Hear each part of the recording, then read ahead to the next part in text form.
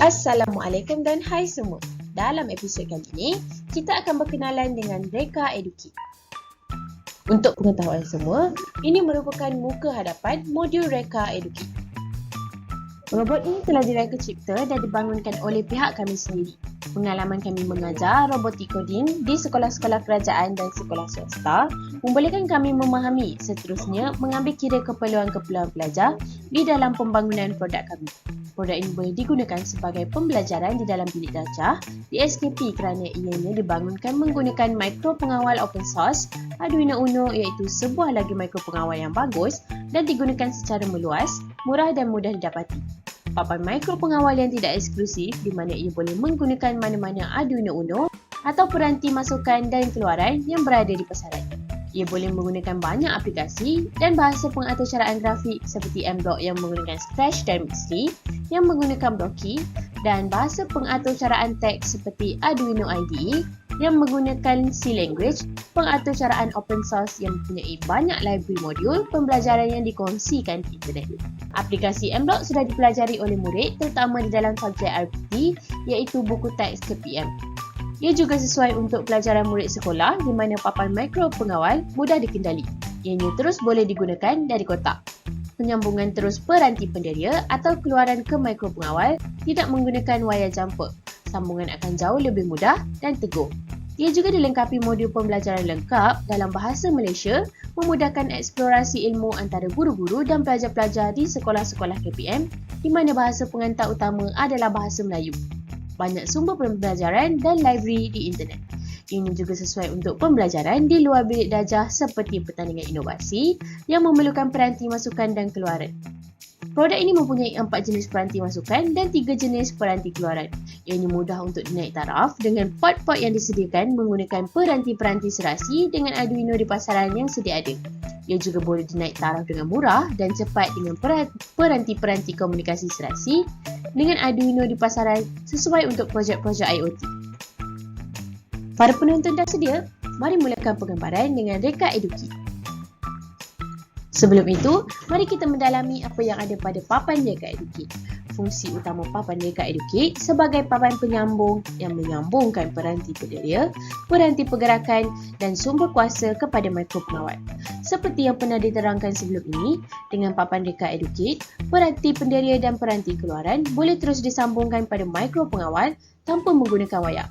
Di sebelah kiri papan Reka Educate, terdapat 5 port peranti penderia dan di sebelah kanan adalah 2 port peranti keluaran dan port pembesar suara bersama switch.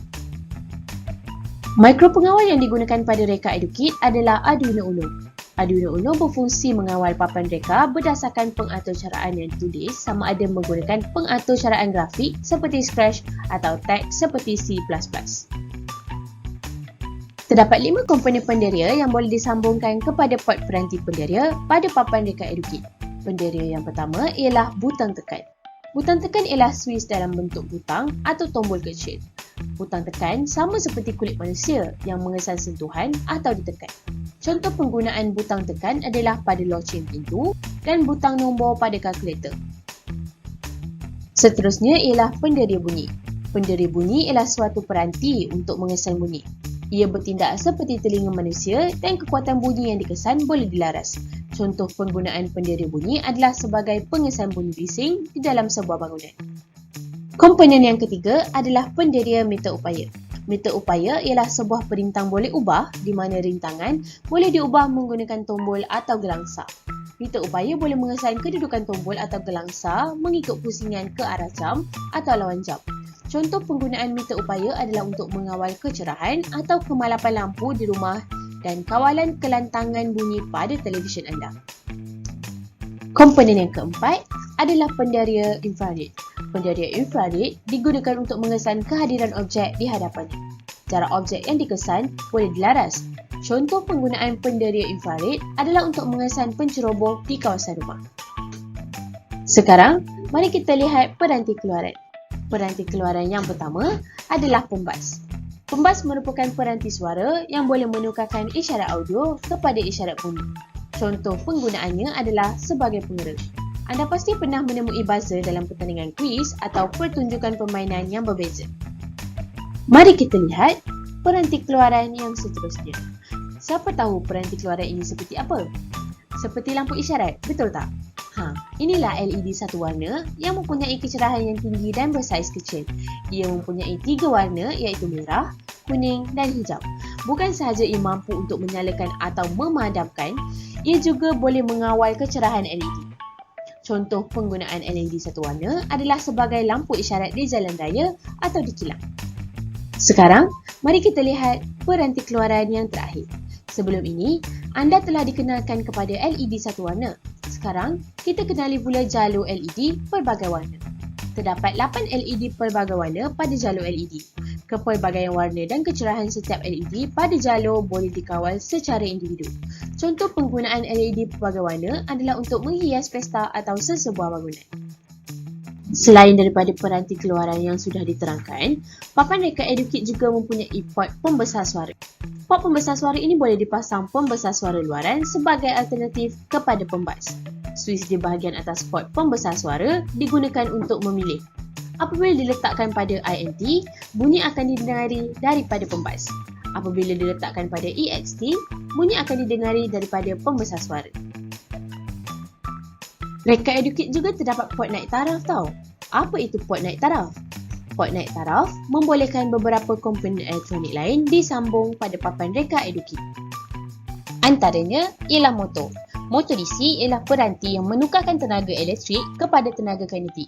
Ia boleh membuat putaran mengikut arah jam dan lawan jam secara berterusan dan kelajuan putaran dan tempoh boleh ditentukan oleh sistem kawalan. Ia boleh digunakan untuk menggerak atau memacu projek. Ianya boleh disambung melalui port M1 dan port M2 seperti yang ditunjukkan dalam gambar. Servo motor ialah peranti elektronik yang menukarkan tenaga elektrik kepada tenaga kinetik. Ia boleh membuat putaran mengikut arah jam dan lawan jam pada kedudukan sudut yang tepat seperti ditentukan oleh sistem kawalan.